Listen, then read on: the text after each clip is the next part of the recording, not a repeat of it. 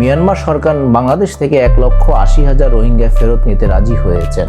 বিষয়টা হলো যে কি 1,80,000 রোহিঙ্গা ফেরত নেবে মিয়ানমার, এটা কি আদৌ সম্ভব বা এটা কি নিতে পারবে? এটা আসলে আদৌ সম্ভব নয়। কারণ কেন সম্ভব নয়? এখানে অনেকগুলি পক্ষ জড়িত, আপনার পুরো আন্তর্জাতিক ইস্যু। রোহিঙ্গা ইস্যুটা কিন্তু এখন শুধু একমাত্র বাংলাদেশ এবং মিয়ানমারের ইস্যু নয়, এটা একটা আন্তর্জাতিক ইস্যু।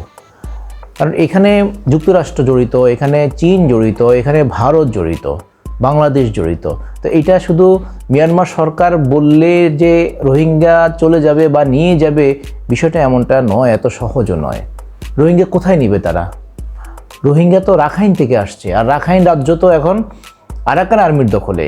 তো আরাকান আর্মি তো বর্তমানে রোহিঙ্গা বিরোধী, এবং রোহিঙ্গাদেরকে কিন্তু জান্তা সরকার একসময় এই আরাকান আর্মির বিরুদ্ধে কিন্তু যুদ্ধে নামিয়েছে। ওদেরকে নাগরিকত্ব দিবে, মেনে নিবে, এটা বলে ওদেরকে লোভ দেখিয়ে কিন্তু আরাকানের বিরুদ্ধে নামিয়েছিল। আর আরাকান আর্মি বর্তমানে কিন্তু এই রোহিঙ্গা বিরোধী, এবং এই রাখাইন রাজ্য কিন্তু আরাকান আর্মির দখলে এখন। 17টা রাজ্য, তার মধ্যে আপনার 3টা ছাড়া আর বাকি 14টায় কিন্তু আরাকান আর্মির দখলে। তো এই রোহিঙ্গাদেরকে যে জান্তা সরকার বলছে, মিয়ানমার সরকার বলছে ফিরিয়ে নিয়ে রাখবে কোথায়?